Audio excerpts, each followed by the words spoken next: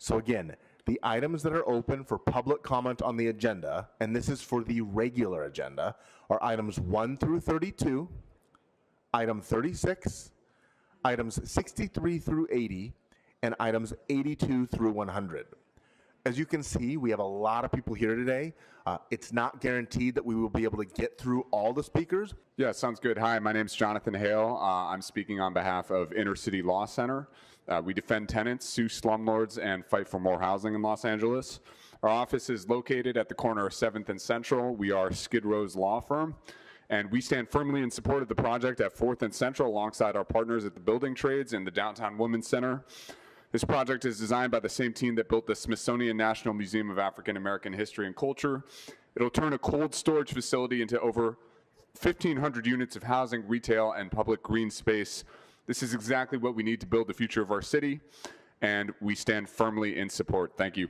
Hi, my name is Kristen Fukushima. I'm the Executive Director of the Little Tokyo Community Council. We submitted the appeal on the 4th and Central Cold Storage Project.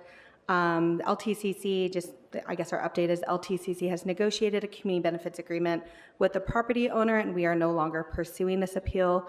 We appreciate Councilmember Jurado's support throughout this process and look forward to continued collaboration with our office to ensure that development projects like this are informed by and meet the surrounding community's needs. And lastly, we just want to thank our community partners, both in Little Tokyo and Skid Row, for our campaign over the last 3 years. Hi, my name is Isabel.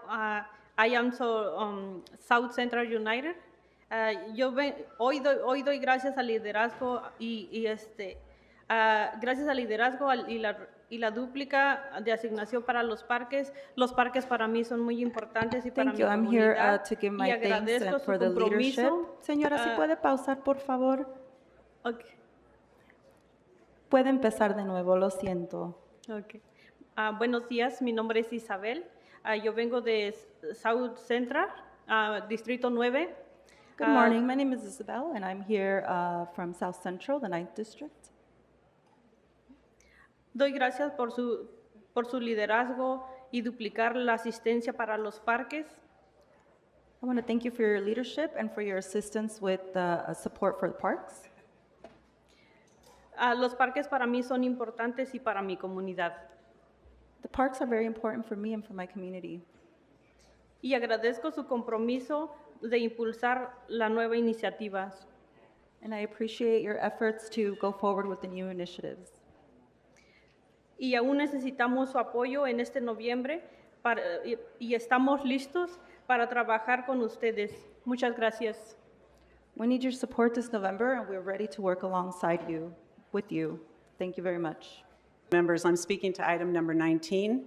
My name is Dr. Liza Catanzariche, and I'm asking you on behalf of my husband and myself to deny the proposed lien on our property at 2150 North Beverly Glen Boulevard. The case is fundamentally about due process. The LA Department of Building and Safety never resolved our appeal or provided the hearing that we requested and paid for 988 days ago. The city should not impose a lien while our appeal remains unresolved. For background, we've laid out everything in a packet which we'll submit for the record, but in brief, when LADBS issued the first order to comply, we responded timely in writing. They issued a second order to comply. We again responded timely in writing, and then we filed an appeal October 16th, 2023. They were supposed to provide us a written determination and a hearing within 60 days. They did not. I'm sorry, I'm speaking both in opposition to the proposed lien and as comment, and as general public comment. I'm sorry, which item are you talking about? Item 19. Yes, so you used your 1 minute on item 19, so you want general now, so you have 1 minute for general public comment. Yes. Go ahead. Yes, thank you. Also on item 19. So again, we requested over a year later that they address the matter and resolve the appeal. They did not. We responded to every LADBS notice, filed every required document, paid the required fee, and repeatedly sought resolution. LADBS deprived us of the administrative review process for which we timely applied and paid. We respectfully request that the council deny the proposed lien. because LADBS has not completed the pending appeal process. Thank you for your time and consideration. Okay, hello, good morning. My name is Leonardo Gomez. I'm a youth advocate who comes from South LA area, and first I want to thank you for your leadership and supporting the parks allocation. It means a lot to me. Us, the parks, it's very important that we have, our parks and how they are. It really helps in many ways. It can benefit in many ways. As a youth advocate, I could see that some of my colleagues, they need parks. You could do so many ways with parks. Like, let's say a kid wants to go to a park and walk. It will benefit them because with their mental healthness, they could connect to nature and they can really see that parks are a way to escape and just see how you could connect as a community. And that's pretty much it. Thank you. Thank you. And you have general public comment if you'd like, or are you finished? Oh, okay. Yeah, I could do general comments. So that's that 1 minute. So yeah. Yes, 1 minute for general? Yeah. So this means a lot to me. So growing up in South Central community, I've always been an advocate. I've always been volunteering, and especially for parks, like I said, very important that we get the funding. So it's very important that we could get your leadership. And I'm always everywhere helping, it's parks, the community, because I believe as a youth advocate, we all have an opportunity. And if we have the opportunity to have great parks, it will really lead us in many ways, because with parks, you could connect, you could play sports, and people could go many places, right? They could go to like an NBA team. They can always have a dream they always have. And with parks, I feel like they'll have access to many dreams that they always want to accomplish. Okay, thank you. I'm going to start with general public comment. Sorry, before we have to apply the rules equally to everyone, so I'm going to ask that you please start with the items first, and then you can go to general public comment afterwards. Thank you. Okay, thank you. On agenda items 94 and 98, I'm asking that you please oppose these items. The city is already incredibly discouraged and divided and have absolutely zero trust in our election integrity. We absolutely do not want the voter pool to be expanded to include undocumented immigrants or for 16-year-olds to vote, regardless of whether that is in local elections or for LAUSD. As a child of immigrants, I can tell you that one of my parents' proudest moments was obtaining their citizenship and being able to vote for the first time. It is an honor to be able to participate in the election process. Poll after poll indicate that 80% of voters, regardless of whether they are in the Democrat or Republican Party, want voter ID, and they oppose this. Regarding item number 97, item number 97, which gives the City Council greater authority over LAPD. We already have the Civilian Oversight Committee, which holds officers accountable. We do not need to give members of this City Council who publicly state they want to abolish the police, quote, fuck the police, and call them racist, and compare traffic stops to slavery. LAPD is already at under 8,000 sworn officers, and passing a motion like this would only serve to demoralize them and reduce law enforcement staffing, recruiting, and retainment. Please oppose items number 94, 97, and 98. And on general public comment, I just wanted to state that this is the first time out of the last 4 that I have been able to gain entry to participate in this process that is supposed to provide the public with access to you so that you can hear our voices and you can understand what the public wants, what we need, and we can hear from you. Each time I have waited in line for close to 2 hours while hordes of people outside in purple shirts, homeless nonprofit workers, and a multitude of other union workers walk right past all of us and pack this room to capacity. This eliminates public inputs and presents a small but unified viewpoint that is not representative of the community at large.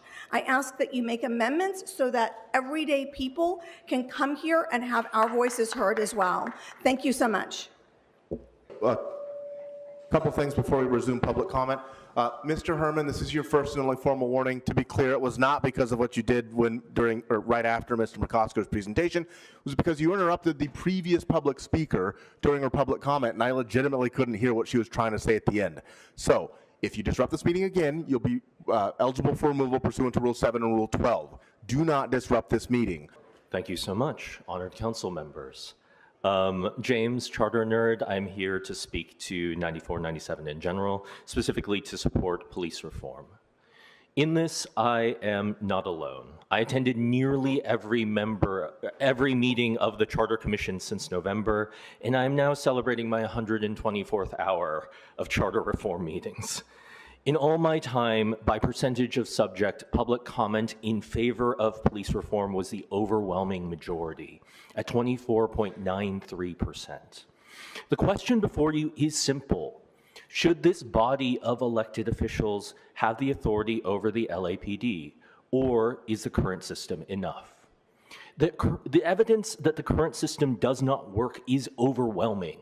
In simple numbers, as the honored Dr. Michelson noted, we spent nearly $300 million in lawsuits last year, the vast majority of which was PD related.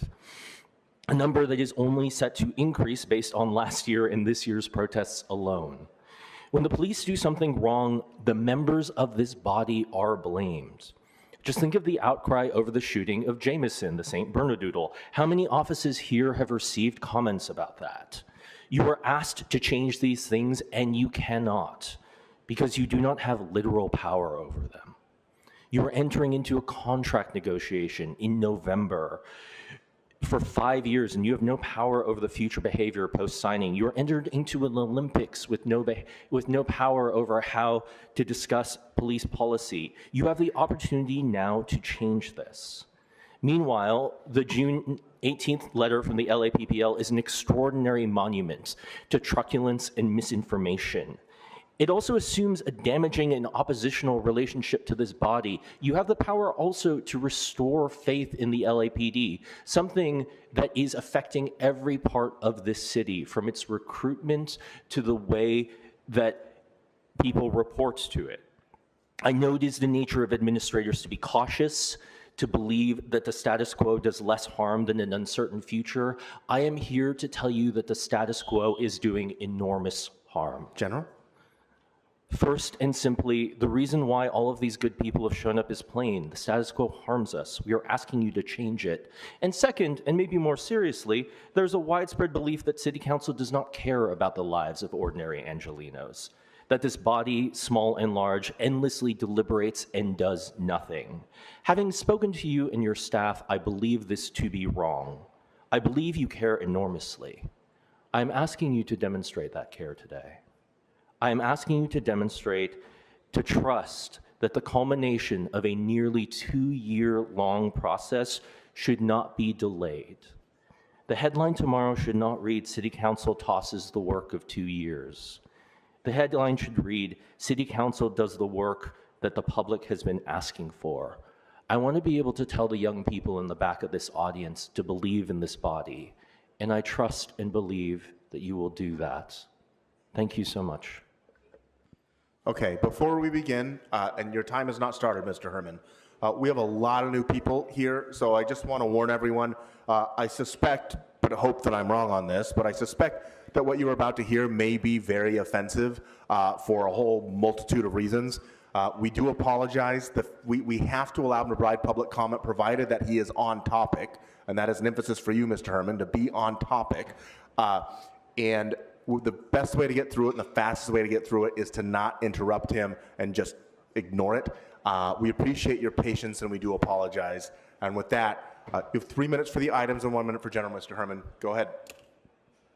Buenos días, gente de Los Ángeles. Good morning, people of Los Angeles. Este momento, lo que yo quiero decir, yo no traigo las palabras porque están quitando sus casas. This moment, what I want to see, I don't have the words for it because this morning they're taking your houses. Este cabrón abogado diga que es bueno que quitan ustedes de sus casas por los pinches cochinados de abatement. This asshole lawyer said it's good for them to take away your houses because those fucking dirty abatements.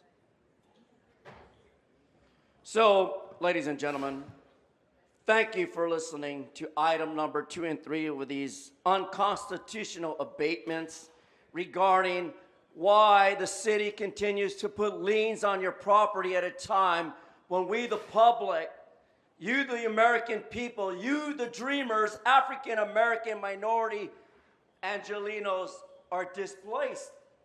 But I have foresight to that. For the record, 42 USC 1983 politely, fuck you, Los Angeles, on behalf of all those liens. Now, into another item, big head attorney on item 63, because you like numbers, asshole. I give you one, 63.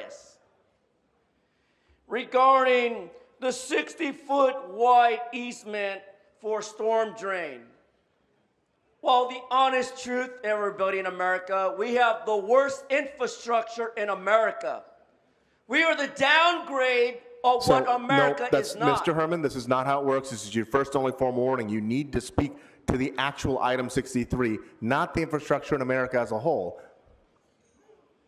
So, the fucking lying on 1455 South fucking Kalisha Street, for the record, fuck item 63. Let's keep it simple, stupid. Fuck item 64. And the goddamn number 65, fuck 65 for the record, everybody, on your behalf. And item 6666, fuck yeah, I support 666! Because they're just numbers. Also, I support the reason behind the motion on 67. A great year.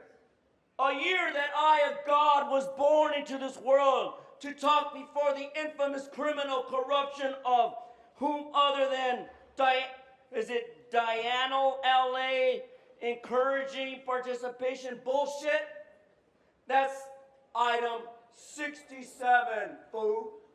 Then I have last 14 seconds before I go into the non-agenda public comment.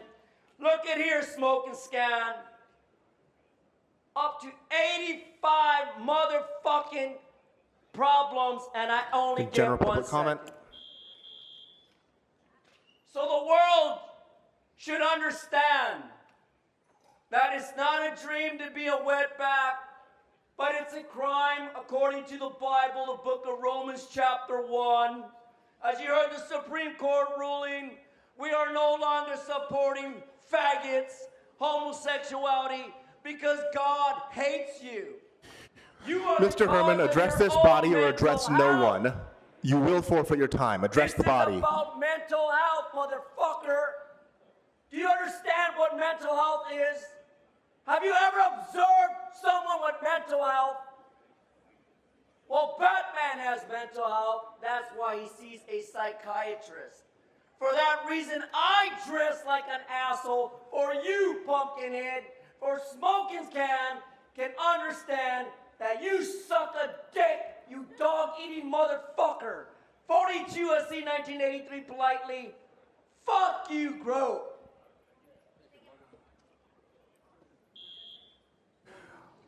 All right, next speaker. Okay. Hi, everybody. Good morning, Council. My name is Estuardo Mazariegos, and I am a resident of. Sorry, give us a minute. We're trying to get the timer going. Apologies. I think those were the 2 beeps for minutes the gentleman that just passed by. Sometimes it throws our equipment off. Go ahead. You have 2 minutes for the items and 1 minute for general. It's okay. Again, my name is Estuardo Mazariegos, and I am a resident of City District 9, South Central Los Angeles, and I'm here in support of item 95 and 97. First of all, in the 9th City District, there's about 280,000 people that live in the district. We have the most kids in our district, and yet we also have the least amount of park space in the district. There's 0.5 acres of park space for every 1,000 people, which is the lowest in the county. It's important to pass this new funding formula. It's been about 94 years since we visited this conversation.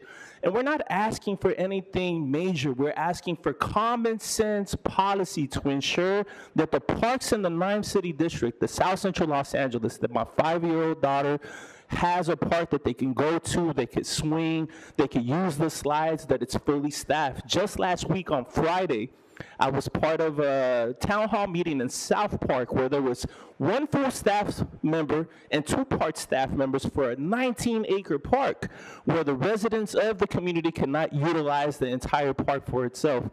So what we found out was that it was awfully understaffed. Having more funding would make sure that we would be able to get more staffing. We need that funding passed today. No more time for studies, no more time for anything. Enough study has been done by my daughter that can't utilize the swings at her park. They can't use the slides at her park. Additionally, I want to make sure that we do this in an equitable way, that that money comes to South Central Los Angeles, because every one of our parks in our community under the Parks and Rec study has been deemed not usable. It has been deemed bad parks. So I also want to be here in support of item 97. Want to make public sure comment? that the general comment is moving, the LAPPL is moving against the LAPD oversight and resident voting charter reforms. I ask that you stand with the people and to reject the pressure from the LAPD and ensure that our elected representatives have a stronger say over our local police policy by voting yes on the LAPD oversight amendment to the charter. It's our money. We elect you. We want to make sure that you have a say over this. And I also want to be here in support and in solidarity with the undocumented community throughout Los Angeles. The vast majority of folks in the 9th City District are family members of undocumented people. Being able to increase the democracy in the city of Los Angeles is one of the ways that we're able to beat back the fascist attack on our city and our community. So increase direct democracy to our people. Please vote and pass all of these amendments. Thank you. Bye. You. Good morning, City Council. My name is Sakai Koyama, President of the Echo Park Park Advisory Board, Co-President of the Friends of Elysian Park, and serve on the annual Lotus Festival Committee. I want to thank you, Council members, for your steadfast commitment to adequately fund our parks for generations of Angelenos to come. I want to remind everyone this issue is not just about recreation or even parks. As we recently saw with the Lineage Logistics warehouse fire in Boyle Heights, the RAP department are the city's first responders next to LAPD, LAFD, and paramedics. When the call goes out, RAP answers. During disasters, extreme weather, COVID, FIFA watch parties, RAP is asked time and time again to step up. Olympics is around the corner. The world will have eyes on Los Angeles. We cannot continue to ask more from this critical department without the financial support they need. Decades of deferred maintenance, staff cuts, General. Decades of deferred maintenance, staff cuts, cuts in programs to help kids stay out of gangs. Park closures do not make a healthy city. The recent drop ranking of Los Angeles to 93rd out of 100 in the national ranking by the Trust for Public Land is an embarrassment. For any city council members who may not still be fully on board yet with this increase, remember, your district may be the next disaster needing the help and support of this department. We have studied this topic to death. We had a year-long park needs assessment last year. Special shout out to CD7, Monica Rodriguez, Imelda Padilla in 6, Hutt in 10, and 14, Gerardo, for your unwavering and enthusiastic support of our open green spaces. Thank you. Me llamo Joana Valenzuela y trabajo en Winners Nature y estoy aquí representando a más de 50,000 trabajadores de comida rápida en Los Ángeles. Hello, my name is Joanna Valenzuela. I have been working in Wiener Schnitzel, and I represent more than 50,000 fast food workers here in the city of Los Angeles. Donde yo trabajo, los encargados pusieron un letrero que decía, todos tenemos que salir a las 12 de la medianoche, ya más tarde no se nos va a pagar. Where I work, the bosses put up a little sign that said that all the workers are to leave by 12 o'clock midnight and that we would not be paid extra hours after that. Como muchos, yo no conocía mis derechos y seguí trabajando sin pago. Like many others, I did not know my rights and I continued to work without pay.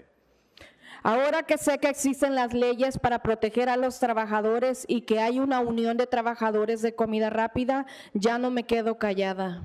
Now that I know that there is laws in places to protect workers and unions, I do not remain silent anymore. Asistí a un entrenamiento piloto en persona donde aprendí sobre el pago de horas extras, los descansos y mucho más. I went to a pilot work training program where I learned about overtime, hours and breaks and many more things. Muchos trabajadores no han recibido esta información y ahora mismo trabajan con miedo.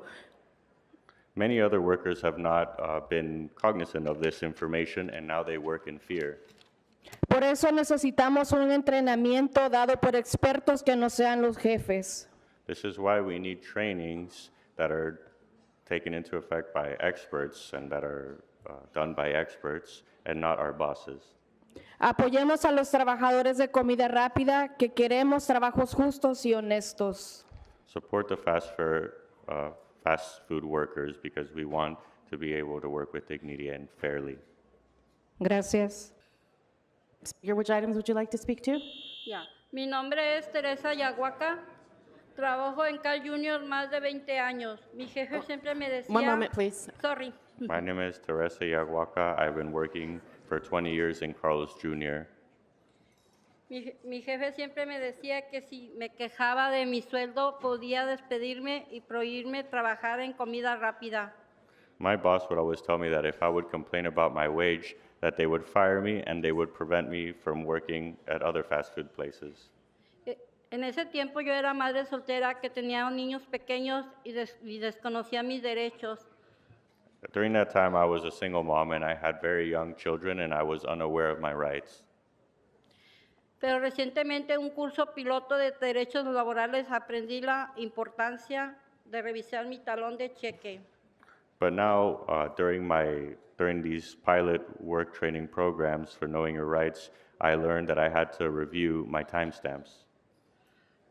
En un cheque reciente me faltaron 15 horas de pago que revisé mi cheque y reclamé. In my last check stamp, I realized that I went 15 hours working without receiving any pay, and I made a claim. Presenté una carta indicando mis derechos y exigí que me pagaran lo que me debían. Poco después recibí mi pago. And when I received my check, I went up to them and I asked them to pay me what you owe me, and a little bit after, I was able to get the money that I was owed. Ese es el poder de los entrenamientos que conoce sus derechos. Eso empodera a los trabajadores para que reclamen lo que la ley les reconoce. That is the power of the Know Your Rights training programs for workers. It gives them the power to be able to fight for the amount of money that they deserve to be paid. Apoye un entrenamiento de todo el día con una persona que se hace menos de una vez al año. Gracias. Support the training programs for people that are done less than once a year. Thank you. Mi nombre es Rosa, trabajo en Jam Jam Donut y estoy aquí para pedirles que apoyen la ordenanza de trabajo justo en la comida rápida. My name is Rosa. I work at Yum Yum Donuts, and I'm here to ask for your support in the fast food workers industry. Como muchos otros desconocía mis derechos laborales, pensaba que solo eran para ciertos trabajadores, no para los de comida rápida. Like many others, I wasn't aware of my labor rights. I thought that they didn't apply to fast food workers. Así que cuando mi jefe dijo que no podía pagarme $20 la hora, acepté 17, pensando en que al menos todavía tenía mi trabajo. So when my boss said that he couldn't pay me $20 an hour, I accepted 16, knowing that I would at least have a job. Pero después de años sin recibir un salario justo, sin recibir pago por horas extra y con horas descontadas de mi sueldo, but after years of not receiving a fair pay and receiving overtime, encontré ayuda con la unión y descubrí que eso es ilegal. Así que mi compañera de trabajo y yo presentamos una reclamación de más de $300,000. Then when I find out with the help of the unions, a colleague of mine, with the help of the unions, made a claim for more than $3 million. Ese dinero que nos deben es solo de una tienda, pero para nuestras familias es todo. Es la comida en el refri, es lo que les permite a mis hijos tener un techo. Ayúdennos a garantizar que todos los trabajadores reciban un salario justo. But that is just some money for those companies. But for my family, it's everything. It's allowing us to put food in the fridge. Please support us and help ensure that all workers receive a fair wage. So, hi, good morning. My name is Veronica Gonzalez. I'm a CD1 resident. I worked for 8 years as a Starbucks barista, and I'm an organizer with Starbucks Workers United. I'm here to urge you to agendize the Fast Food Fair Work Ordinance and ensure it's passed without further delay. Being a barista here in Los Angeles requires far more training than just food safety and customer service training. The Fast Food Fair Work Ordinance would ensure workers have the knowledge to call out and put a stop to workplace abuses. Starbucks claims to offer a luxury $9 coffee experience and great benefits, but luxury is far from the reality. I've met Starbucks baristas from all across Los Angeles, and they are experiencing food insecurity, housing insecurity, and as long as this ordinance sits in the queue, they are facing job insecurity. Employers shouldn't have to rely on workers not knowing their rights in order to do business. I urge you to stand with the 50,000 fast food workers fueling this city's economy. Join us in improving lives in our community. Ensure that this is agendized and passed without further delay. Thank you. So in this lovely charter reform conversation, we've constantly heard the council president say it's better to do it right than fast. And every single step of this process, after being too damn slow, has gone too damn fast. We had 3 days to review charter language, no committee hearing, and some really sneaky stuff slipped in here. And I do wonder, for Councilmember Yaroslavsky, you just watched the street lighting assessment crash and burn because y'all were way too ambitious and way too greedy. So I think it's really important to think about that. This ultimately does have to go through the voters. And what you are proposing, on balance, is a gigantic power grab for this city council. Even with something like expanding the right to vote to non-citizens, which I support, you're allowing yourselves to choose who that class of people is. You're giving yourselves that discretion and the power to do it when you want, how you want, and we know that's going to be a political decision. You have this controversial package of reforms to reduce your meetings, and what do? You move over an LAPD Inspector General reform that LAPD admits has never been necessary, and that is now the headlining item. What you're using to sell it as reform to people. This is all fake reform. Even the stuff on limiting ethics commissioners from being able to run for office for 5 years instead of 2 years. Nobody needs that. That was just an ask from labor. The idea that you're increasing ethics fines, you're not. Those are the administrative, or the civil fines. Ethics commission never goes to civil court. We never see those fines actually come out into reality. Now we have this misleading ballot question, and you can't even present the shameless stuff you're doing accurately. You're saying you want to have the ability to change the schedule. You have the ability to change your schedule. What you don't have the ability to do is reduce your meeting frequency. I mean, one of the things we asked for was, hey, we should have our council members in the council chambers. How many times have I caught you guys outside having lunch while you're casting votes inside? How many times have we had big votes where the council president huddles up in the back room and one by one people come in to talk and hash out deals? I really do hope that you realize this is going to go to Mayor Bass's desk. And the pressure will turn to her. She's going to have to answer for this. And I do appreciate Councilmember McCosker introducing an amendment. I very much appreciate it. However, we don't have 15 Tim McCoskers on this council. And I don't trust y'all for implementation. This whole process has shown that the whole time I've been around here has shown that everything can and always will get worse, and you guys can't be trusted. This is a poison pill. And I think it's important to remember this whole referendum thing that you threw in here. That is shameless. Absolutely shameless. You are basically neutering the public's ability to overturn any law. You are functionally getting rid of it without admitting it. And why are we seeing that? Because business came out and said, we want to overturn the Olympic wage. Why shouldn't they cherry pick this meeting reduction in attacking this measure? Why wouldn't a billionaire mall owner decide he wants to go after this? It's important to remember that the California Clean Money Campaign a few years passed the Ballot Disclose Act, and that means that when we have a ballot measure in front of voters, on the actual ballot itself, it says the primary supporters and opponents. Think about who your opponents are going to be. I can't speak for the League of Women Voters or Common Cause and how they feel about this whole package, this item, but get around that. Good luck. Good luck. The whole fact, us being here after you punted on every single reform and you can't step up, absolutely shameless. I'm the founding director of Clock Shop.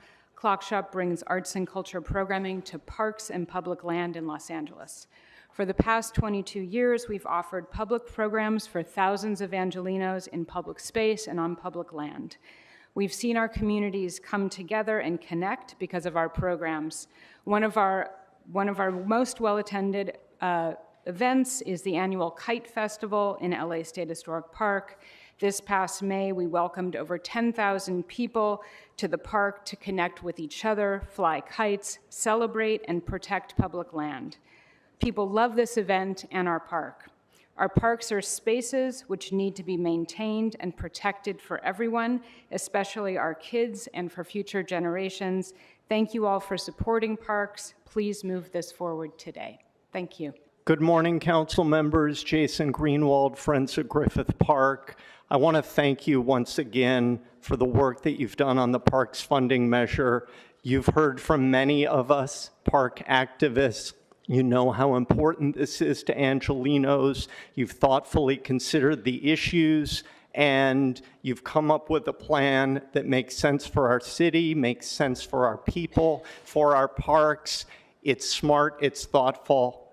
Thank you very much. Good morning, Jed Liano, Senior Policy Advisor, Inner City Law Center. We are Skid Row's law firm representing the poorest of the poor in Los Angeles in their housing instability. We express our strong support for the 4th and Central project here today, and thank you, Councilmember Jurado, for your leadership. That said, this project took 6 years. Our clients do not have 72 months to wait for each project in this city to deliver affordable housing units. Please direct your staff to evaluate and propose ways to speed up this process and others. Our clients are homeless and or facing housing instability now, and so moving forward, please act with the urgency that this crisis immediately demands. That is all, and thank you. So for 66, I just want to thank Jurado for leading the investment in air purifiers and N95 masks for the communities east of downtown. I think that this is a really important issue and that there's not enough money being invested into this. I also want to raise the issue that although the communities of Boyle Heights and in the actual city of Los Angeles will benefit from this, the communities in East LA and the unincorporated parts of LA County will not. And so I encourage there to be cross-agency collaboration to make sure all communities impacted by harmful air quality are supported. I'll move on to the next general public comment. So in favor of agenda item 42 and the 4th and Central project, I am a political organizer with the Housing Action Coalition. We represent housing industry leaders, including affordable housing developments. This project would bring over 1,000 affordable housing units to the area that is deeply needed. And if the example of a cold storage facility fire isn't enough to readapt this location, I'm not sure what else will be.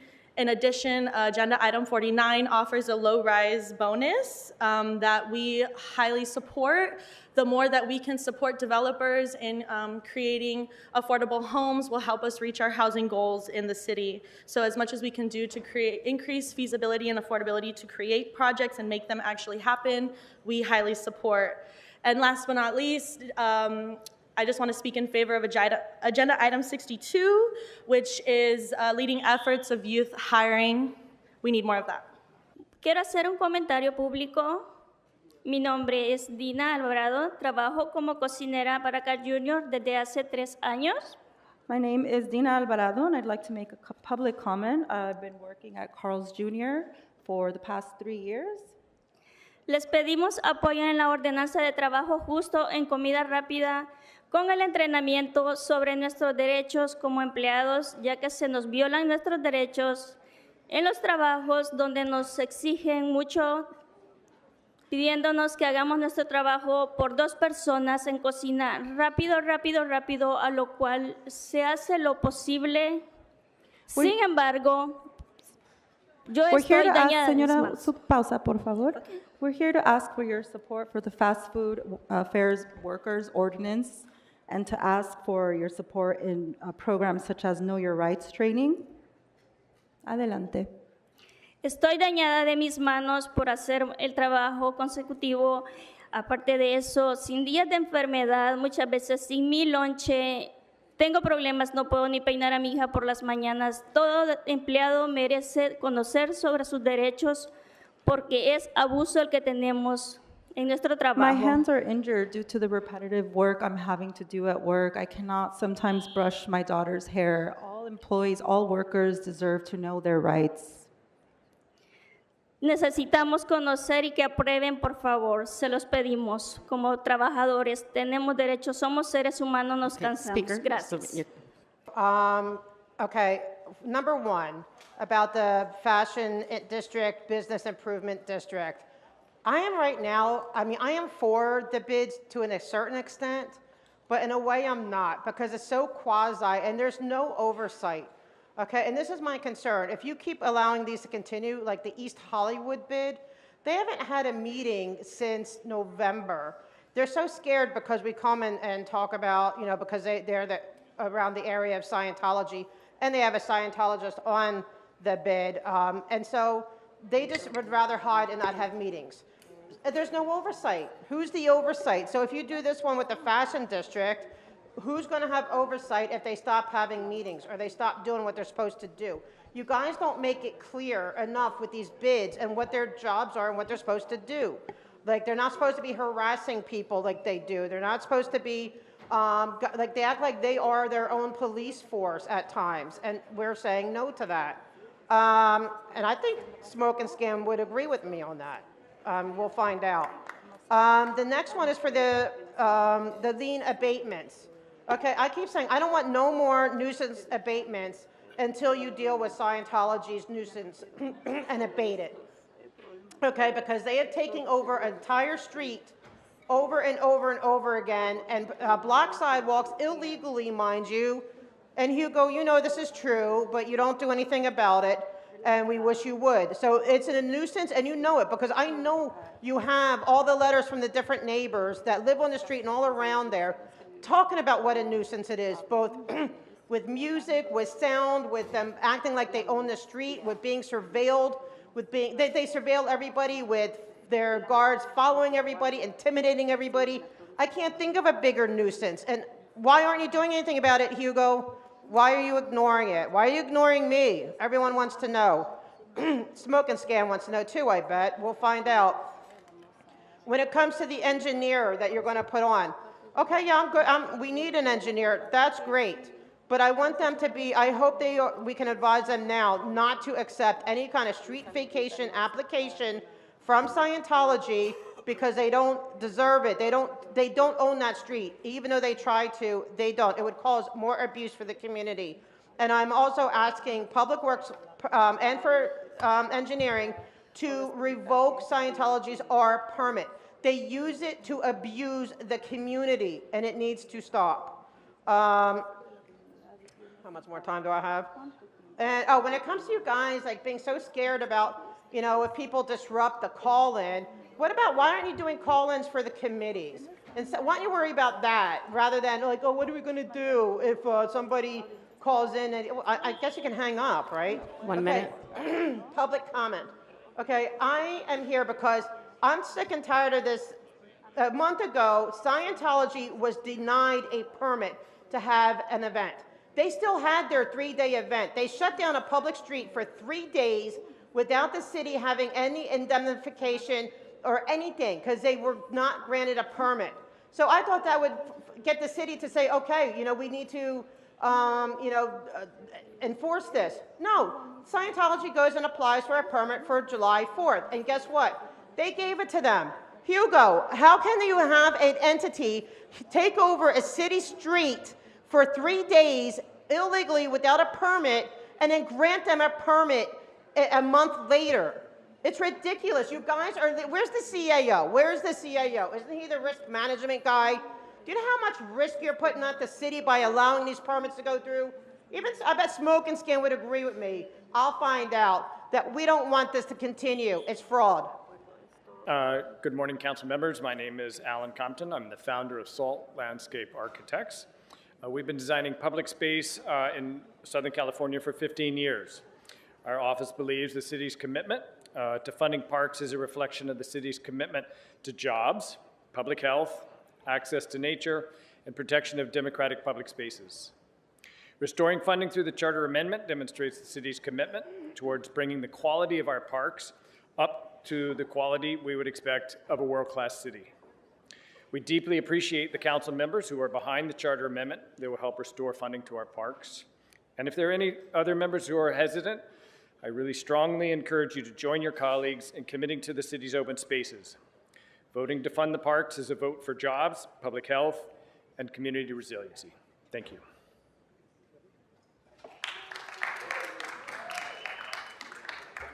Speaker, which items would you like to speak to? Item 96. Okay, you'll have 1 minute. All right. Good morning, President and members of the City Council. My name is Natasha Villa, and I'm here on behalf of the Pacific Merchant Shipping Association. We represent the maritime industry on the U.S. West Coast.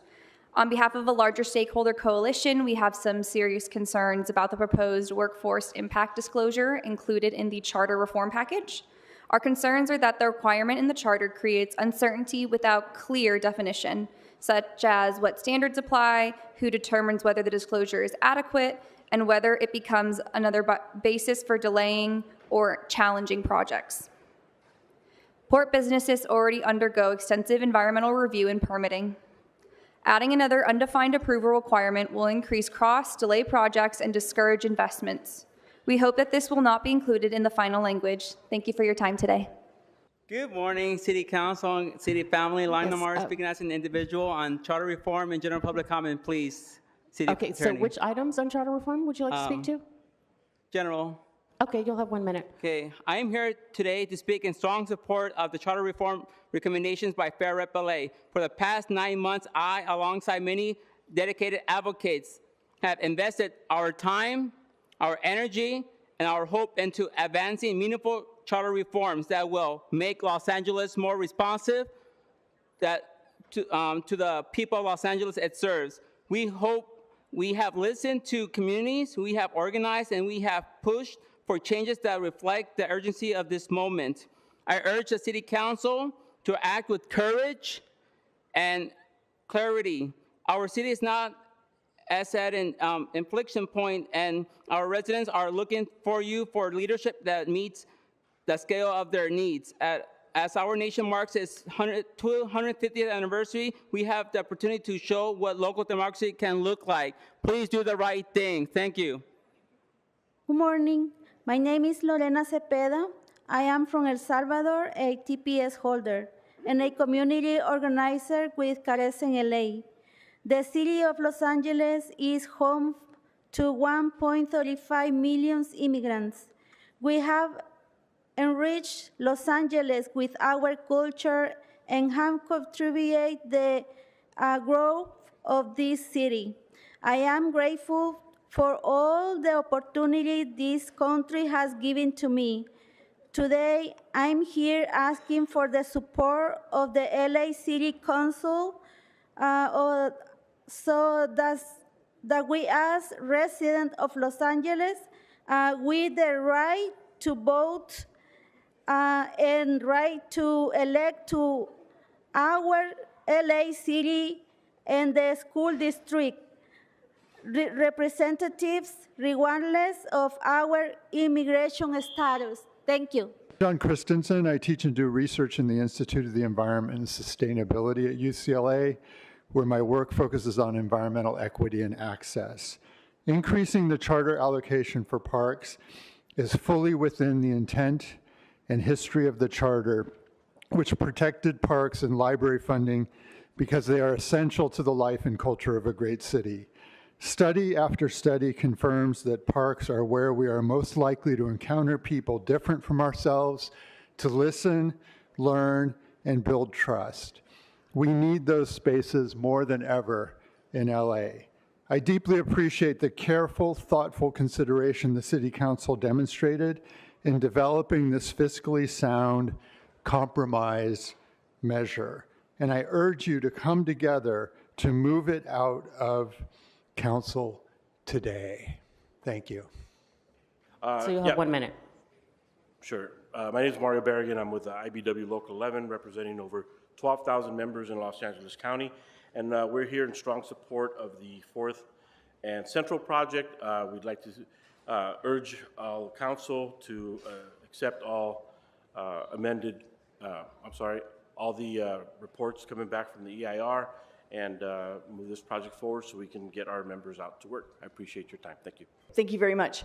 My name is Hillary Norton, and I'm the Executive Director of FastLink DTLA, and working on the Arts District Transportation Management Organization. I'm here to speak in favor of 4th and Central. I want to thank you for negotiating with the developers for a better project that is going to exceed the affordable housing required under the DTLA 2040 plan, is going to have funds for businesses, for the Little Tokyo area and Skid Row, and is going to make it better for people to live and have their future in downtown Los Angeles. I want to thank the developers of 4th and Central and Isabel Jurado's office, who helped negotiate on behalf of the community something that we will all have as a better way of living here in downtown Los Angeles.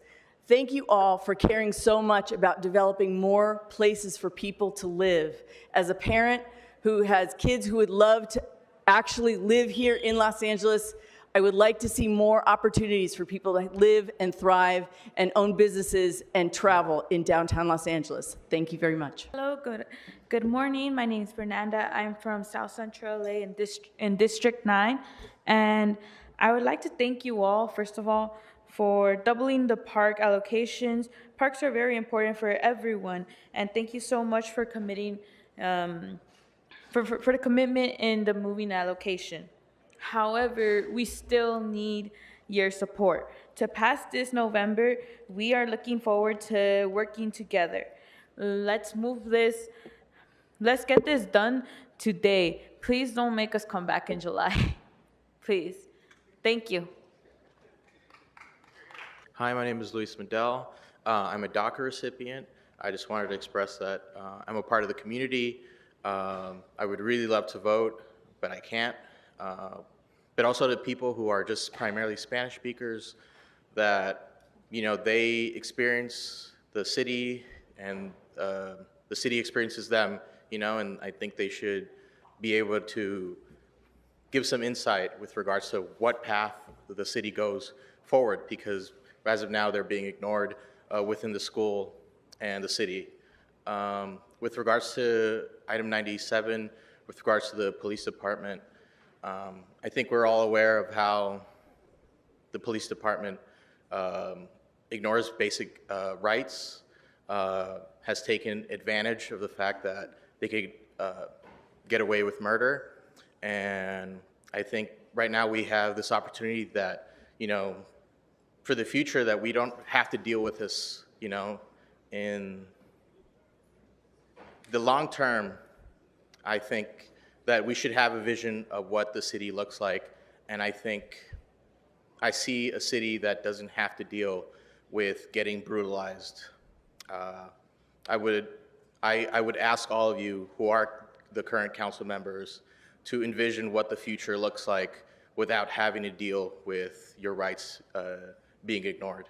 Thank you so much. My name is Eddie. As a protester that's been arrested twice in the past year, starting on June 8th, I just found out that I'm going to be, was charged, next month I'm going to be charged, and I have to go through the whole hassle for expressing my First Amendment right, and the police is, what I've learned last year was that protesting is not allowed in this country, and the police are following their job, but they don't allow us to express ourselves. And if you guys do not allow yourselves to, oh my God, I haven't done this in a long time. Okay, don't be intimidated by, I know Marquise, I've tried to check out from coming out here, because like, you guys don't listen to us anyway, and like, I've been disappointed. What, you're listening now? Thank you, Marquise. Okay, well, we have 1 more minute. Well, Marquis, that was just my first, okay. 1 minute? So yeah, the police sucks, guys. Like, you guys need to be able to reprimand them and like change that, change the language in the charter, vote for it. 10 of you guys already did. If you changed it, your mind, it's gonna show that you don't have a spine against the police league union. And people do care, and people are watching your votes. Marquise, your vote matters. I know you care about this, so come on, you know what to do. Yeah, bye, thank you. My name's Akili, I'm with Black Lives Matters Grassroots. I just returned from Mississippi, where a 1-year-old child, Colin Wiley, was killed by police, and there was no accountability. The people there are fighting for accountability. We just left the police commission across the street, and they still have not acted on your proposal to end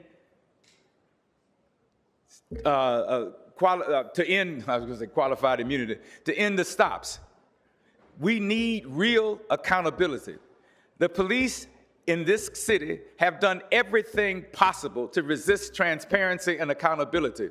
The steps that you are taking will begin at least one step closer to some degree of accountability. We expect for it to be on the ballot so the people can decide. We expect for it to be on the ballot so we can discuss and debate this issue. We expect for it to be on the ballot so that we can get one step closer. And then finally, we expect you to do your jobs.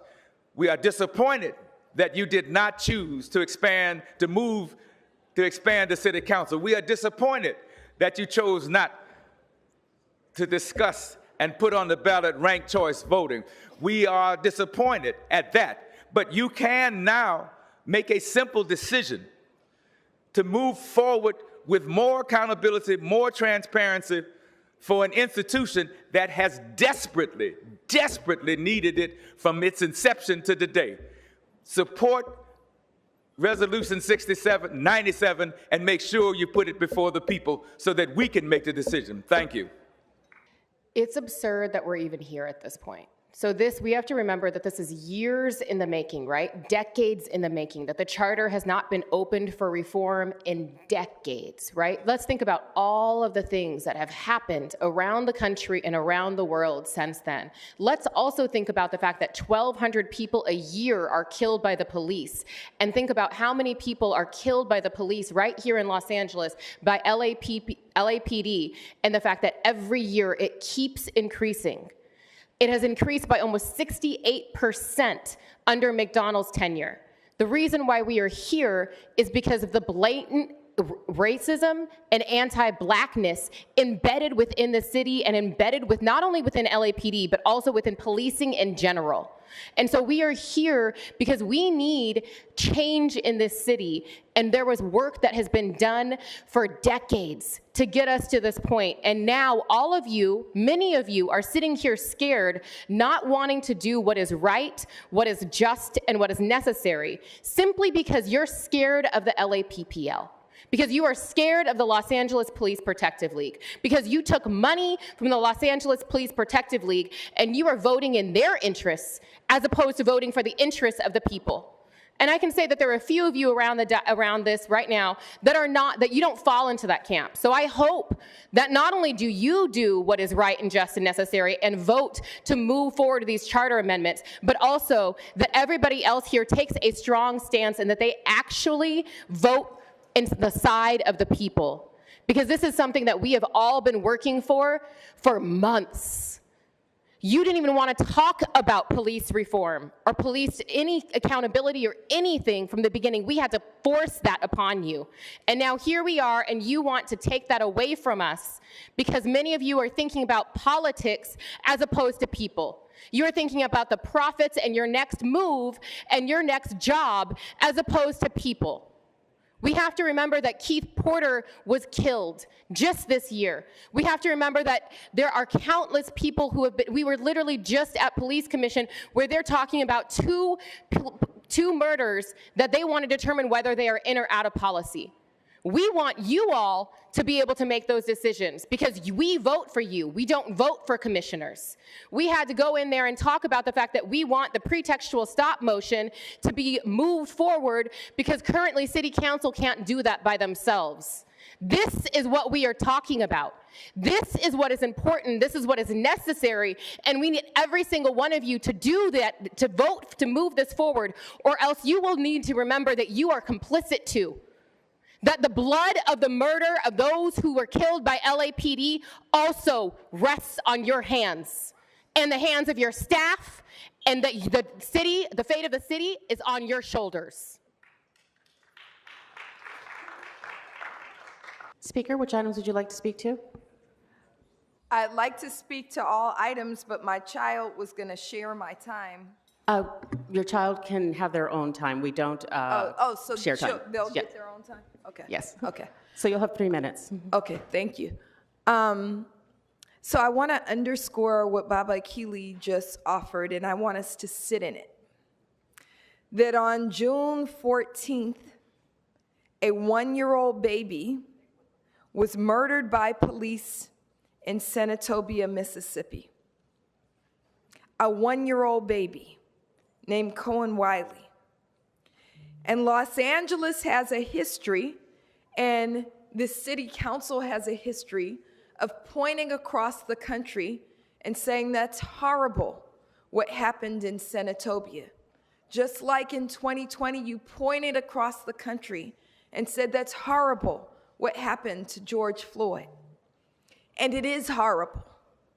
But just like is happening in Senatobia, where they are trying to make excuses for the murder of a baby, blaming his mother, saying, well, maybe she stole diapers from Walmart, and so that excuses that theft of life. We here in Los Angeles, you here in Los Angeles, make excuses for the LAPD that kills other babies. Valentina, at 14 years old, with someone's baby. We have to remember that Keith Porter has 2 babies. So you have an opportunity right now to not just say it's terrible what happened in Senatobia, or even say, no, it's terrible that there's a 70% spike in LAPD killings of our people, but to actually do something. You have the opportunity to actually do something. You have the opportunity to say, we will hold killer cops accountable. You have the opportunity to say, we will have direct oversight because the people have direct oversight over us. So I'm asking you to be courageous. Don't sit on the fence. This is a moment where history will judge you, but there will also be political consequences if you sidestep your responsibility. You have a responsibility. You have a responsibility to stand up for the people and not just think about what your next political move is and how you don't want to piss off the LAPPL or other special interests. It's your responsibility to do what's right. It's your responsibility to do what's right. So please pass these charter amendments that are modest. They're not even radical. They're modest. They offer some modicum of accountability. please do that. Please be courageous. If you're on the fence, get off of it and do what's right. Thank y'all.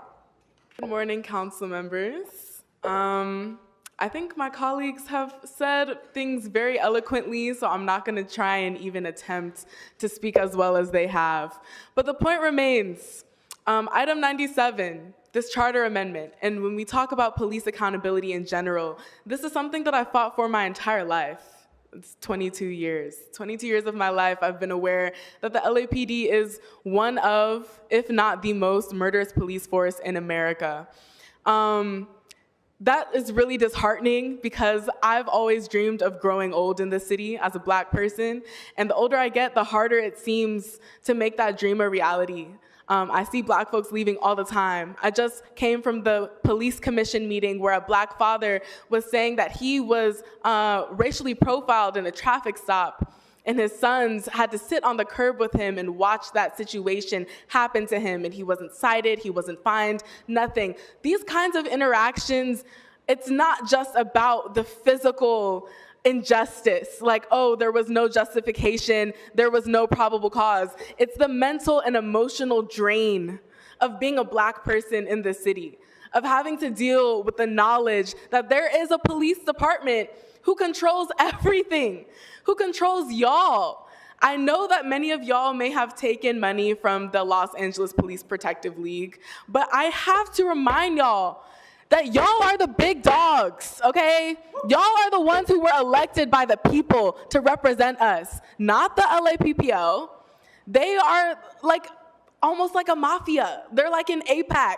You can reject that. You are the ones who have your name on this dais. So you are the ones who get to decide if you're going to represent the people or if you're going to be beholden to murder money, blood money, the money of people who support institutions that make people like me feel that I don't deserve to grow old and have children and lay down roots in the city, right? If we want to grow, if we want to build a future for ourselves, then let's show young people that democracy actually works. Let's show people who like me, who are 22 in their early 20s, who are thinking of leaving Los Angeles, that their elected officials will actually stand up for them and do the jobs that they were elected to do.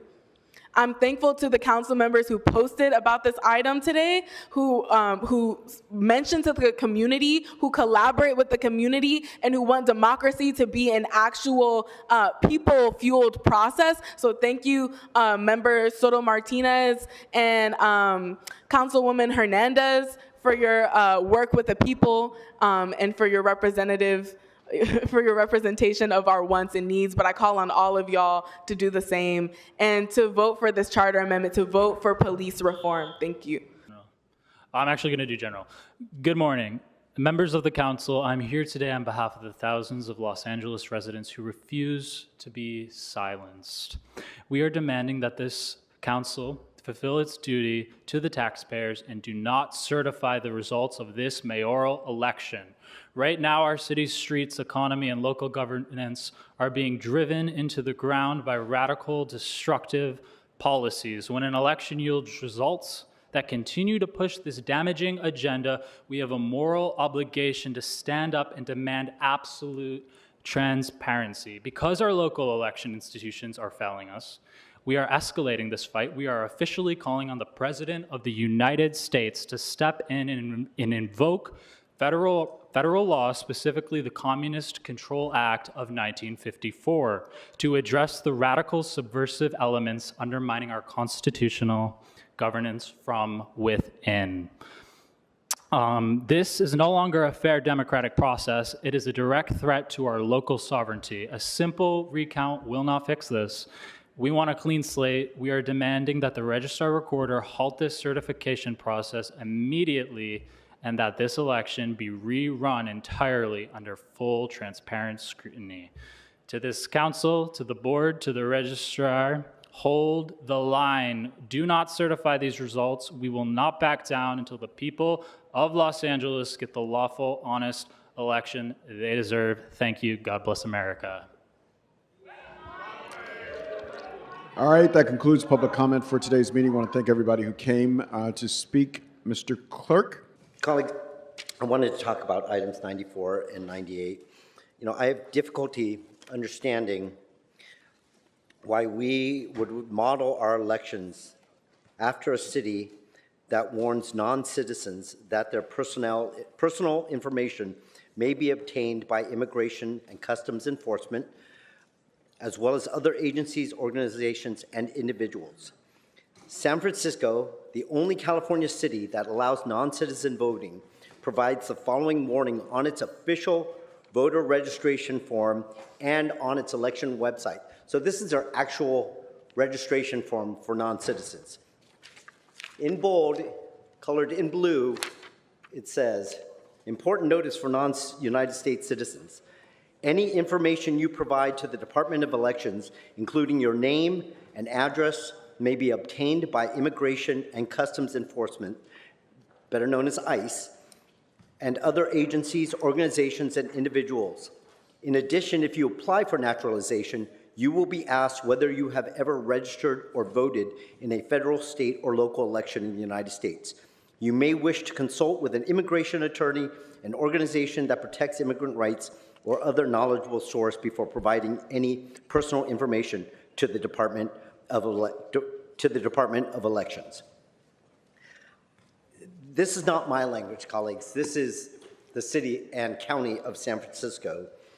Given the experience of the only California city that currently allows non-citizen voting, it is not fear-mongering to raise these concerns. They are real issues that must be addressed before Los Angeles asks voters to approve a similar system. This item also was only introduced 8 weeks ago and was never presented to the Charter Reform Committee. We have not meaningfully examined the legal, fiscal, administrative, or privacy implications of this proposal, including whether it could discourage participation due to concerns about the collection and disclosure of personal information.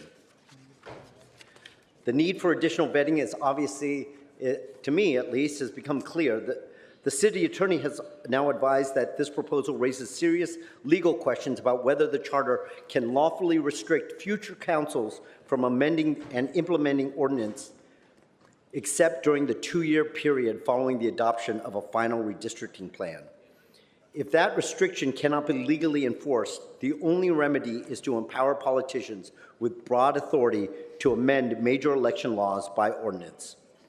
Empowering unknown future council members to alter major election law ordinances, including voting eligibility, the use of separate ballots, and vote counting processes, will inevitably be viewed by some as benefiting allies or harming opponents. Regardless of the actual intent, that perception alone will undermine public confidence in our elections. Colleagues, I respectfully ask that this item be sent back to committee so we can conduct the due diligence this proposal deserves. Before asking voters to amend the charter, we should determine what safeguards are necessary to protect personal information and which implementation rules should be written directly into the charter itself, not left for future councils to decide by ordinance. Only after those questions are answered should voters be asked to decide whether and under what specific rules voting eligibility should be expanded in the city of Los Angeles. Thank you, Mr. President. Thank you, Mr. Lee. Councilmember Park. Thank you, Council President, and I second Councilmember Lee's motion to send this back to committee. Like several of the charter proposals, when this issue was presented to us last week, I was actually really surprised that we took up a proposal that had really not been subject to any real review or scrutiny, especially when our own CLA had advised that further study is required to determine if this was feasible, and our own Rules Committee moved the item without recommendation. That alone probably warranted a no vote the first time. But knowing that there were already enough votes to move this, I listened to the discussion. I did that with an open mind, knowing that this conversation has already occurred and is occurring in other places around the country. The things mentioned during that discussion, and Councilmember Soto Martinez, I listened to you very carefully. Parents who have been residents for decades with kids enrolled in public schools, people with DACA status, legal permanent residents, and people who are registered and pay taxes. Councilmember, you also acknowledge that this needs to be thoughtful and careful. I heard your arguments in good faith, and I said yes because I wanted to see what the proposed language would include. I've now had time to see it and the additional time to study it. My concern here is that if this goes to the ballot, the voters won't really know what they're voting for because we don't really know either. If this passed, how are we going to protect people from the feds using it to target them? We don't know, and we don't have any control over what could happen. Will they send ICE to polling places and ballot drop boxes? We don't know, but this sure seems like a red flag to wave in their face. Is the county even capable of running a second separate election for non-citizens? We don't know, and neither do they because we haven't even asked them. None of the parameters discussed last week are contemplated or memorialized. There are no definitions about the eligibility requirements or processes. The language in front of us doesn't even include the phrase legal resident. These are things that should be figured out well in advance before we put anything in the charter at all. I should have said that the first time, but I'm saying it now, because the process does actually matter. And what happened with non-citizen voting in other places is instructive, and it should have informed this proposal. Bear with me. First, San Francisco school board elections. That conversation was not new when voters approved it. A first effort all the way back in 1996 ran into legal issues. Then Prop F in 2004 was rejected by voters. Then another effort to do the same in 2010 with Prop D was rejected. And finally, only after a fourth effort was it approved by voters in 2016 in Prop N with 54% of the vote. Literally 2 decades of public debate. And the charter amendment itself was expressly limited to school board elections for parents, legal guardians, or caregivers of students residing within the San Francisco Unified School District. So how much policy work occurred before the vote? A whole bunch.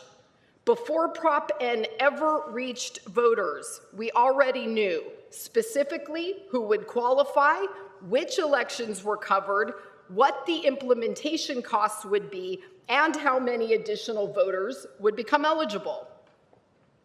That really takes us to the next couple of them that are important as well.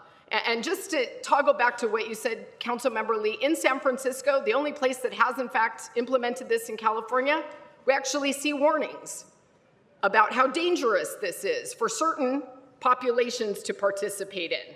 So next, Santa Ana, Prop DD in 2024, that was a charter change referred by the council that was actually deliberated for 2 years before the referral was made. That would have allowed non-citizens to vote in all local elections and ballot measures, but it failed to spell out the eligibility criteria or any voting processes in the charter itself.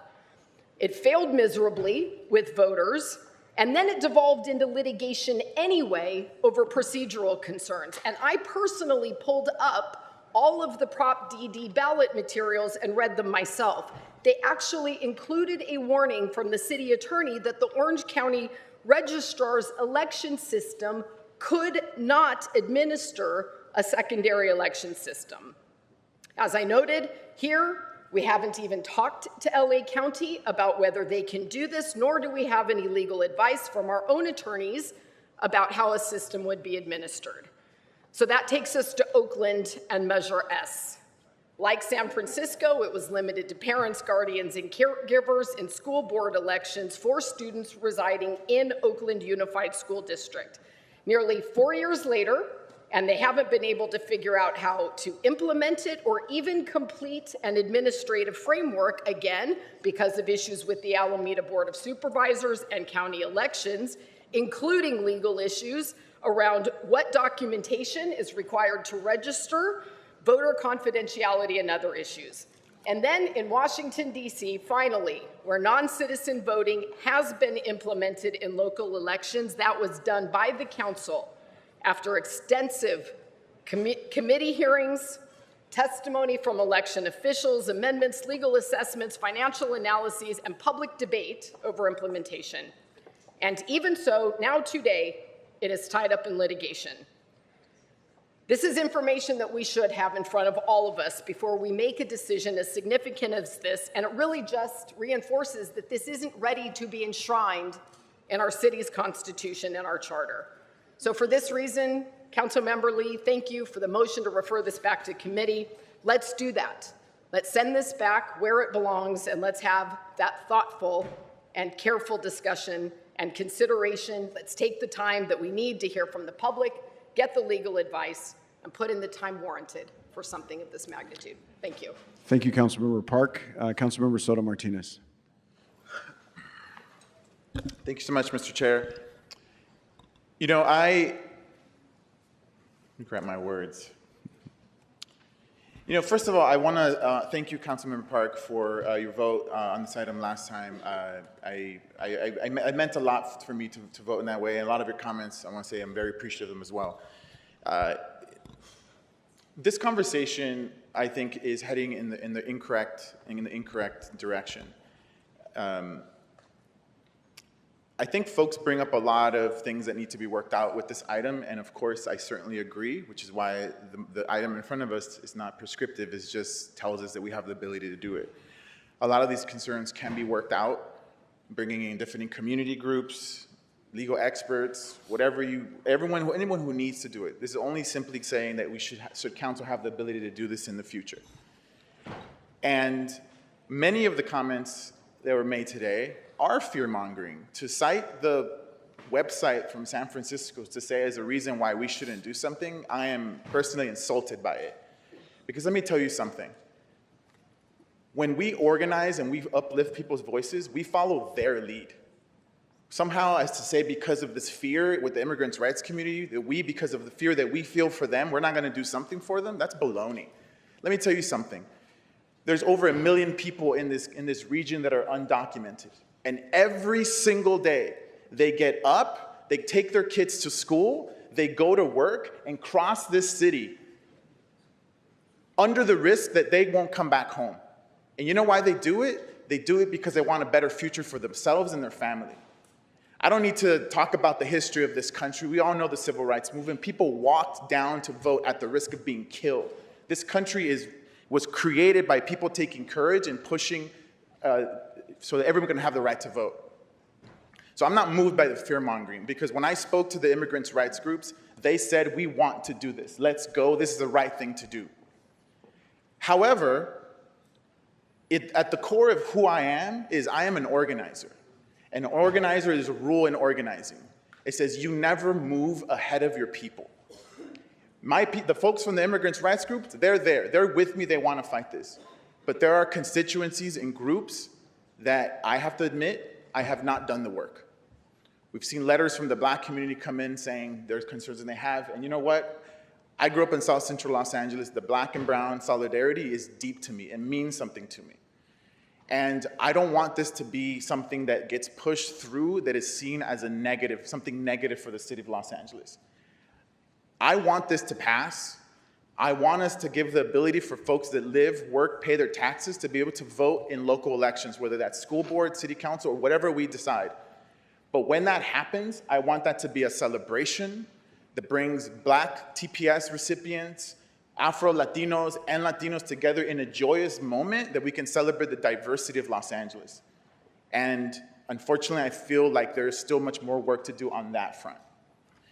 And having said that, with sadness, and with a little bit of, how I could have done things differently, I'm also going to be asking for this to go to committee. Because I want, when we do get to this point and we pass it, that people are brought in together and we can have a big celebration about what Los Angeles means.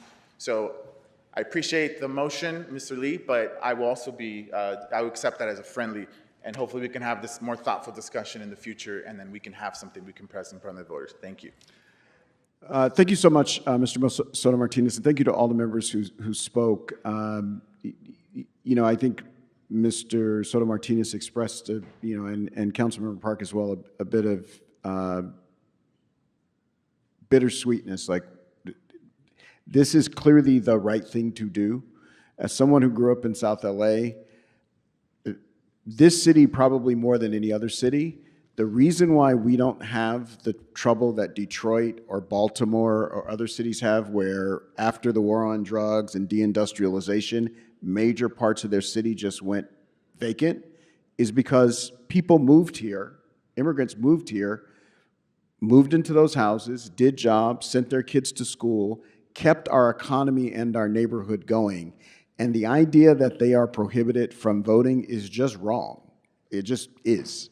They pay taxes, they do all of the things that they are asked to do, including pursue citizenship. And I would just note, one of the things that's particularly frustrating about this issue is sometimes we talk about citizenship as if it's an objective category. It is not. Who gets to be a citizen outside of the people who were born here? And even that was, the president tried to take that away and got rejected this morning. Who's a citizen is not objective. It doesn't go by what you do or how you interact or what you contribute, how you treat your neighbors. It doesn't go by any of that. It is purely an accident of birth. And then we have a federal government right now who puts their hand on the scale about who can be a citizen and who can't. We say we don't, we have one part of the administration that says the United States is full, there's no more room for immigration, except they admitted 500 white South Africans and gave them history books on the history of the United States that didn't include slavery. So our citizenship system in this country is broken. And what happens is our neighbors are subject to that. And so the question is, can we intervene on their behalf? I think if we intervene on their behalf, we have to do it the right way.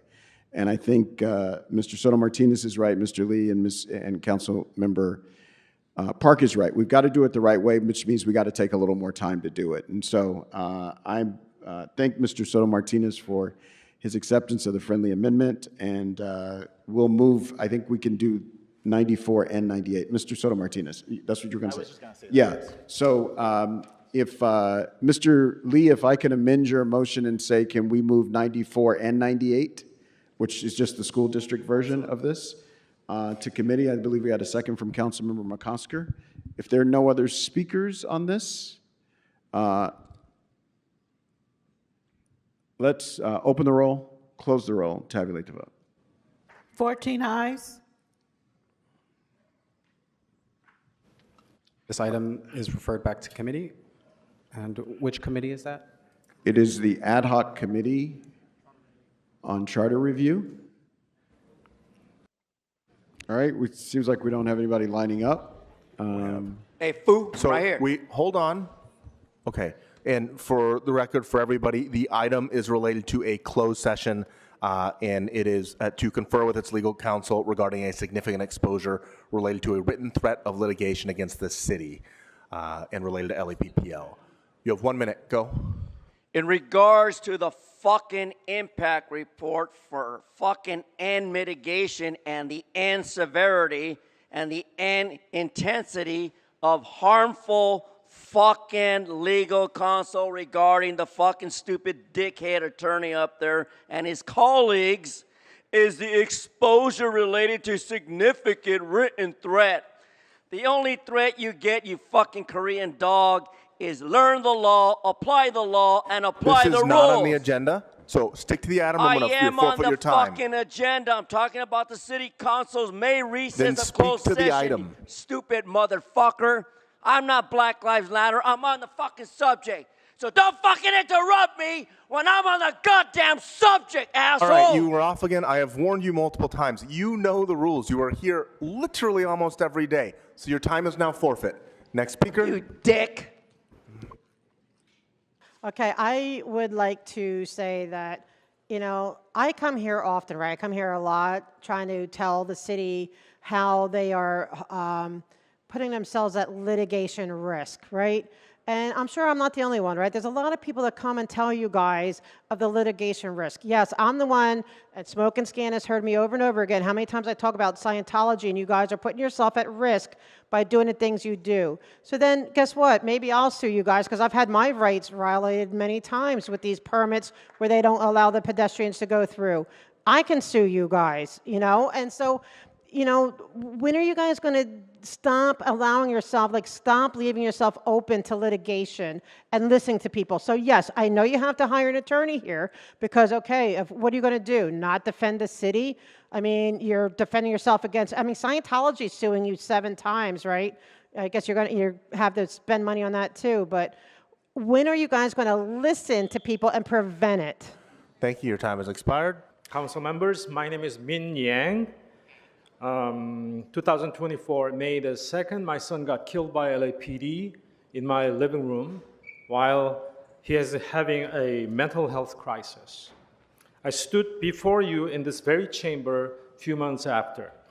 Today, I return to thank you for advancing the charter reform, especially Ms. Hutt, District 10, where my son used to live until he died, and Mr. Soto Martinez, my district where my son got killed.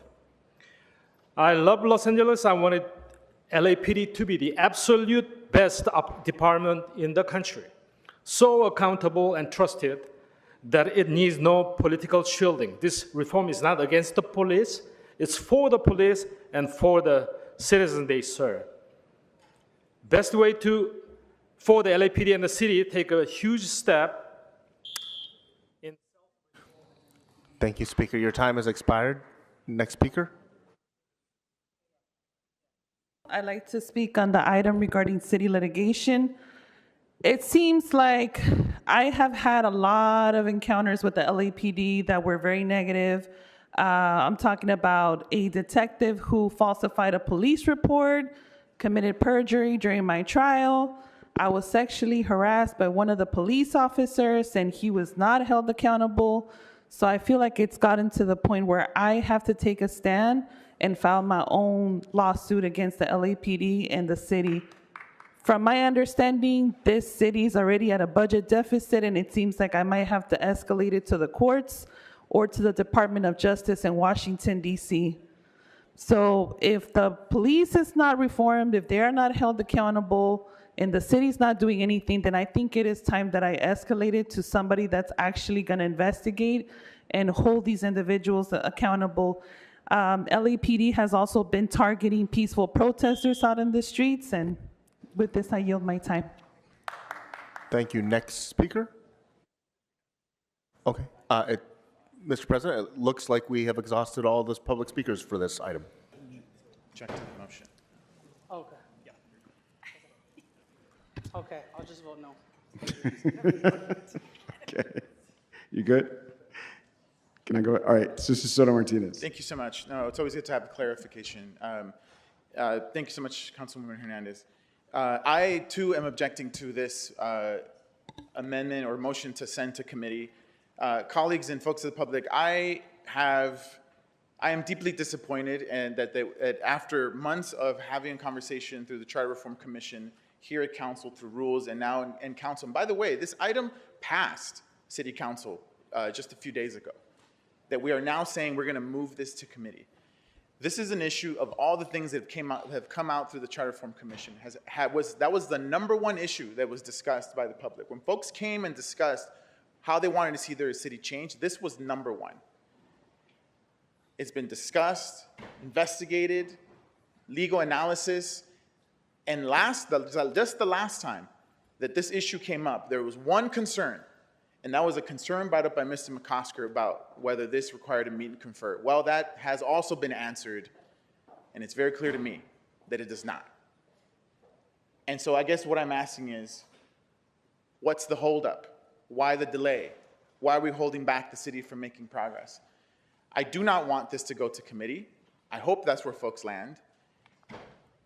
And I hope that this is something we can put on the November ballot so that the voters, the residents of the city can have a say whether they want to grant and clarify that this council indeed has the power to set police policy.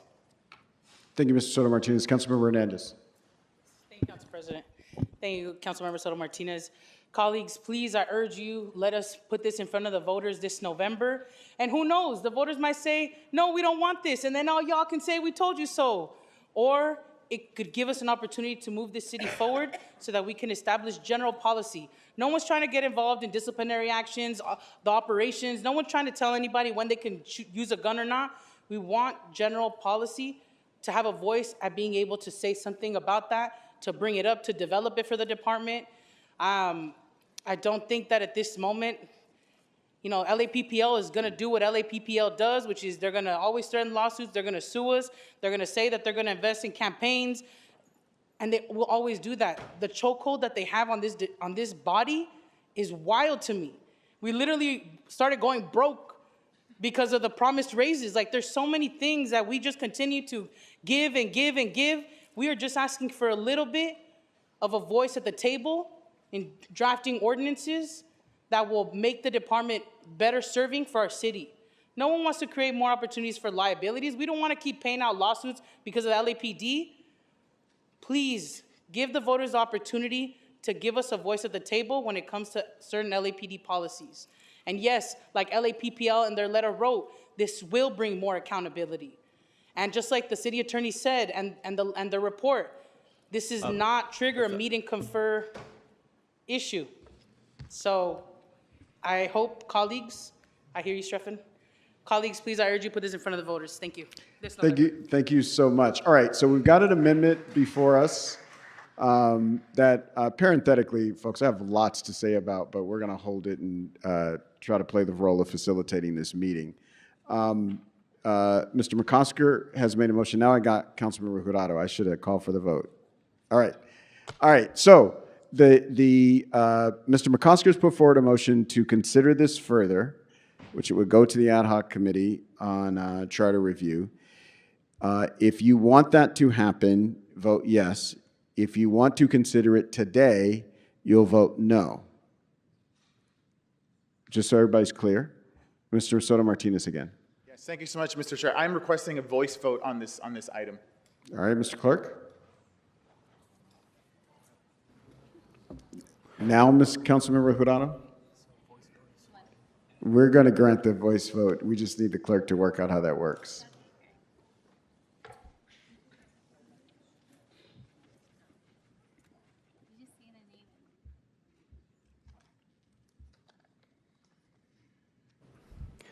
Blumenfield. Harris Dawson. Yes. Hernandez. No. Hutt. Yes. Jurado. No. Lee. Aye.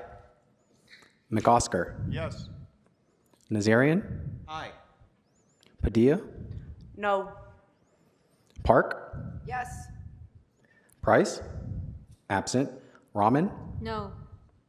Rodriguez. Aye. Soto Martinez. No. Yaroslavsky. No.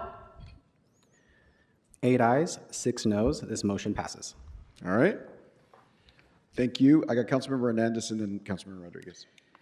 Yeah, so I feel differently about ballot box budgeting. I co-authored Measure J in LA, at the LA County level that said 10% of locally generated tax dollars need to go into youth services, community-based pretrial services, housing, alternatives to incarceration, alternate types of crisis response. And that ballot measure came about because the county didn't have the political will to invest its budget into these things that it so desperately needed. And I find your motion very humorous, yes, Councilmember Blumenfield, but it also triggers memories of when I was sitting right here advocating to you for Safe Street infrastructure during the budget process, and I couldn't get you to move or others to move, and there was no political will to invest in that Safe Street infrastructure. So as humorous as this is, you know, usually there's not the political will to do the right thing.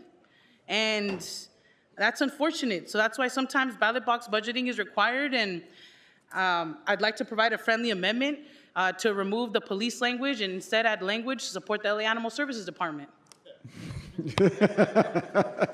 Councilmember Rodriguez. Can I get a second? Second. Let's open the roll, close the roll, tabulate the vote.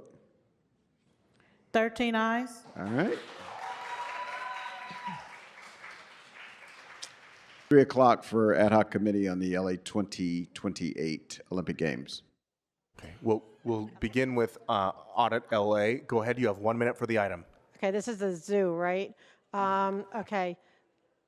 I can tell you how you can get some money for the zoo. First of all, get Scientology to pay their part. They use up all of our resources. They don't pay taxes. They take advantage of the permit system. They have a lot of workers that says it's religious workers, but they're not. They're doing labor. It's labor trafficking. All that money could go in and save our zoo. And why we're building big infrastructures, like a building that no one's going to come to because you can't navigate the city. The elevators don't work, the sidewalks don't work, but you're building these big buildings, but you could save the zoo. And I think it's just ridiculous that you guys, you can't figure it out. And, Hugo, you want to help, run the police and all that stuff, but you can't even control Scientology's permit abuse in your area. Okay, let's think about that. So thank you. Save the zoo. Go ahead, Mr. Herman, you have 1 minute. So for the fucking $50 million, that was money fundraised in which I support the people who supported the zoo. Fuck Los Angeles. What entitlement do you belong to receive $50 million of a slush fund that don't belong to you? It does not belong to you. That fundraising money goes to the fundraisers and it goes to all the little animals, right? Miss Hippopotamus Hernandez, right? Miss Moo Moo Rodriguez. You're not on topic. Stick to the agenda item or you'll forfeit your time. I am on fucking topic, case number 20. You were not just on topic. Stick to the item or you'll forfeit your time. Shut the fuck up! I'm speaking, asshole, my last fucking 10 You're seconds. disrupting the meeting. You're off Fuck topic. This is your second warning. And your time is forfeit or expired. Pick one. You were off topic multiple times and did not get on topic. Councilmember Soto Martinez. Thank you so much. As we conclude a process of many years, I just want to make some comments regarding the charter reform. Colleagues, look, I want to be real with you. I'm going to be honest with you. I have never been more embarrassed to be a member of the City Council. The charter reform process represented years of work by the community, members who fought to make this city more democratic, more accountable, and more responsive to the people we serve. And what do we say as a City Council? That the status quo is working just fine. Don't ask for more. Don't give voters a chance to decide. Every significant charter reform was killed by this body. Expanding City Council, killed. Ranked choice voting, killed. LAPD reform, killed. Strengthening independent oversight and giving strength to our controller, killed. All of these were killed. One by one, this body has killed reforms that would give Angelenos a greater voice in their own government. And then somehow we stand here and claim to be representing the people while refusing to even let them have a say. That is not representation. That's not democracy. We should all be ashamed of ourselves. Angelenos are not dumb. They're not stupid. They know that our city is not working, that there are real challenges, and they want us to do something about it. But no matter how hard some of us fight on this body, we continue to remain the status quo. But you know what? That demand's not going to go away. We've seen what's happened the last few years in this city. And that movement is only growing stronger and bigger every single day. But today, I hope everyone's proud of what we did. But you know what? I'm tapped into those folks out in the street organizing every single day. And we're going to keep organizing, we're going to keep fighting, and we're going to change this city, whether people like it or not. So with that, I hope everyone enjoys your recess. Councilmember Hernandez. Thank you, Council President. And I think you all think that you all made the decision that it's going to impact things in a positive way in November. And I think you're absolutely wrong. I think you've just lost it. All right. Any other announcements, members? All right, with that, I'll ask everybody in the chamber to rise for adjourning motions.